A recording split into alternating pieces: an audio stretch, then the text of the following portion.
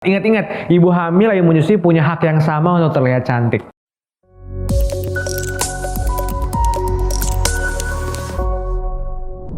Ya, salam andrologi. Kembali lagi bersama saya Dr. Seso di kelas andrologi. Sebelum lanjut, jangan lupa dong untuk subscribe kelas andrologi supaya saya makin semangat untuk mengedukasi lewat channel kelas andrologi. Nah, pada hari ini saya nggak sendiri. Di podcast hari ini saya temani Dr. Yusri. Halo semuanya. Nah dok, kita akan ngomongin nih. Banyak yang tanya, dok, bahas dong skincare. Oke. Skincare yang aman untuk yang lagi promil. Ya, karena kan banyak yang betul, pasti ada dokter ya. Gimana sih tetap cantik meskipun mau promil? Program hamil. Ya. Karena kan nggak mungkin ya program hamil kalau jadi nggak skincarean kan sayang juga ya. Benar. Gitu kan. Tetap cantik meskipun mau program hamil. Betul, karena itu bikin jadi mood booster juga tuh biar programnya lancar. Aku selalu bilang gini dok ke pasien-pasienku, ibu hamil, ibu menyusui punya hak yang sama untuk kelihatan cantik. Oke ya. Ya kan, karena kan suka banget yang kayak lagi mulai promil sampai hamil sampai lahiran tuh nggak skincarean. Efeknya habis lahiran, aduh udah jadi kayak upik abu deh, susah banget benerinnya gitu kan.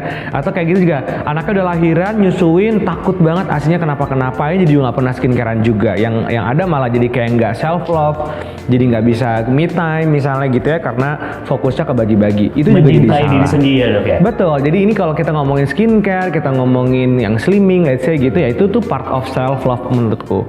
Jadi emang ini nggak bisa dipisahkan. Siapapun harus self love kan. Nah, untuk yang program hamil sebenarnya tidak ada yang khusus mesti yang gimana banget. Karena di jurnal pun yang terbukti itu kayak misal retinol dan turunannya. Jadi produk-produk yang retinol, terus hidroquinone, brightening agent itu yang emang sebaiknya tidak digunakan karena terbukti ada beberapa kasus yang pengaruh ke janinnya nantinya. Oke, berarti yang brightening agent ya dok ya? Kayak paling sering diomongin itu adalah retinol, hidroquinone. Kalau merkuri kan siapapun nggak boleh ya. Tapi kalau kayak retinol, hidroquinone itu kan kadang kita masih pakai untuk flek, jerawat, gitu-gitu. Nah, saat kamu lagi hamil atau mungkin program hamil, mungkin dua itu yang sudah harus di off dulu. Gitu. Karena terbukti takutnya nanti ada perkembangan janin jadi terganggu. Ada beberapa yang literatur bilangnya begitu. Cuman kan bukan berarti jadi kalau nggak pakai itu jadi nggak ngapa-ngapain. Ada beberapa alternatif, misalnya pakai yang lebih organic agent gitu ya, maksudnya yang kayak ya bersihin mukanya cuman di cleansing aja, bukan pakai yang racikan krim dulu gitu ya. Facial aja gitu, yang bersihin pakai sunscreen tetap itu akan aman. Jadi bukan berarti lebih kepada kalau program hamil boleh sih nggak boleh, tapi bolehnya untuk hal-hal yang lebih light, lebih yang stepnya nggak kompleks, lalu ya paling nggak fokus utamanya lebih ke cleansing dulu aja deh, pakai moisturizer aja mah, sunscreen dulu, yang serum ina itu kalau emang takut atau susah catch up untuk dapat info off. Jadi tidak perlu di-off-kan semua, tapi paling nggak yang basic tetap dilakukan. Kan cleansing itu kan kita bersihin aja. Moisturizer kan juga cuma di skin barriernya aja untuk jadi moist gitu. Jadi aman. Sunscreen ya untuk ngelawan matahari aja. Menurutku itu juga semua akan safe gitu. Nah, asalkan tadi ya yang perlu hati-hati adalah yang ingredients tadi retinol, hidroquinone sebaiknya off. Brightening ya. Brightening agent. Mencerahkan. Mencerahkan kayak gitu-gitu tuh. Betul. Indonesia banget ya. Indonesia banget tuh. Karena takutnya juga nanti mungkin kalau nggak cocok, biasanya gini, kadang tuh takutnya kalau nggak cocok, kalau dia jadi breakout atau jadi jerawatan banget, kudu minum antibiotik. Nah yang kayak gitu-gitu tuh yang takutnya dia connected ke programnya atau kehamilannya dia. Jadi sebaiknya emang kita cari yang safe banget, yang udah pasti akan tidak ada side effect aneh-aneh gitu.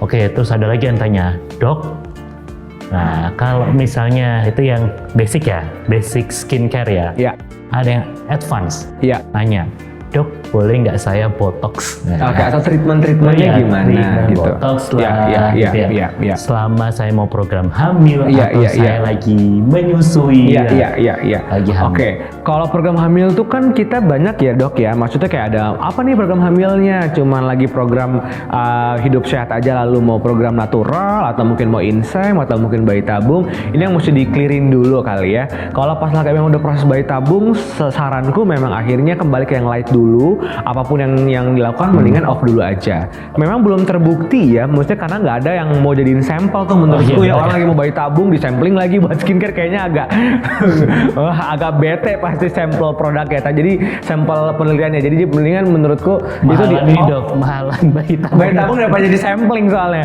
Jadi menurutku untuk save semuanya mendingan di off dulu untuk selama proses itu. Tapi kalau kamu cuma promilnya adalah yang natural aja, hidup sehat, go ahead, nggak masalah. Apalagi kalau udah dalam tahap menyusui gitu ya sudah bisa treatment seperti orang lain karena tidak ada efeknya dari botox turun ke ASI tuh agak jauh. Ada, gitu. itu saya atau kita konek-konekin gitu kayak kok nggak konek, agak maksa gitu. Jadi kayaknya di sini, botoknya di otot doang di sini, ASInya diproduksi di sini tuh kayaknya akan nggak apa-apa gitu. Itu lokal kan. Lokal banget. Nah, oke, aman ya. Ada ibu nanya, dok, saya tuh pengen botox dok, tapi lagi menyusui, aman nggak? Saya jawab aman, nggak apa-apa. Ya, tapi Gitu. memang kalau untuk yang aneh-aneh yang tadi, brightening agent aja dulu deh selama program gitu, jangan dulu gitu.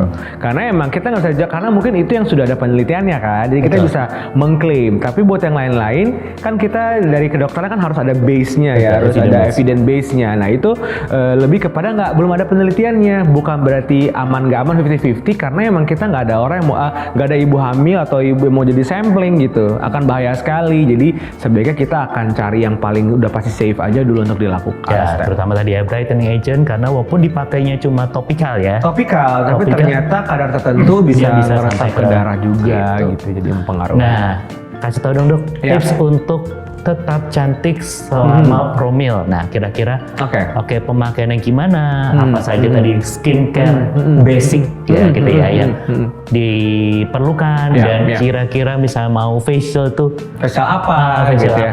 Oke. Buat teman-teman yang lagi program hamil atau emang lagi hamil, kita kasih note ya. Note-nya bukan dalam proses bayi tabung. Spesifik nih, karena kalau gitu mendingan yaudah wudu dulu deh gitu sampai selesai proses selesai. Tapi kalau lagi program hamil biasa aja atau lagi sudah hamil dan hamilnya sehat, menurutku step skincare basic kayak misalnya pagi cleansing, lalu itu pakai toner, lalu pakai moisturizer, itu oke banget, nggak apa-apa banget. Malam juga melakukan hal yang sama, paling siang cuma ditambahin sunscreen. That's very basic skincare step yang bisa lakuin sama siapa aja. Sebenarnya di usia berapa aja sih, kan anak kecil pun ada skincare-nya sendiri gitu. Jadi selama skin type-nya sesuai, lalu habis itu produknya sesuai sama usianya juga, dipakai aja. Gitu. Tapi kalau untuk treatment, hindari treatment yang punya after effect iritasinya terlalu tinggi. Misalnya di laser banget gitu ya, kalau kan ngomongin ibu hamil di laser juga pasti akan ada pengaruh ya, itu nggak boleh. Atau kayak misalnya peeling yang terlalu heboh, maksudnya peeling yang terlalu banyak eksfoliasinya, khawatirnya ngelupasnya. Bukan apa-apa sih, tapi kayak tadi aku bilang, takutnya kalau terlalu kelupas mesti butuh obat minum atau mesti dioles. Nah itu yang akan ada lagi-lagi connect ke kehamilannya, pregnancy-nya. Jadi sebaiknya ya facial cuman bersihin komedo, lanjutin. Facial detox yang nggak ada radiofrekuensinya, nggak ada sinar lasernya, itu nggak apa banget dilakukan. Aman deh. Jadi intinya dok, cleansing masih di situ, masih bisa tetap cantik, tetap harus bersih, gitu ya. Meskipun lagi dalam program hamil, menyusui, aman banget. Ingat, ibu hamil yang menyusui punya hak yang sama untuk terlihat cantik. Oke, bener banget. Makasih banget dokter Yusri, ilmunya. Jadi memang ini untuk membuka wawasan ya, bahwa wanita tetap boleh cantik dalam case apapun. Oke, kalau misalnya masih ada yang mau ditanyakan, jangan sungkan untuk tulis di kolom komentar. Saksikan terus Kelas Andrologi setiap minggunya. Akhir kata, saya Dr. Seso dan saya Dr. Yusri. Tetap sehat, tetap semangat, dan salam andrologi.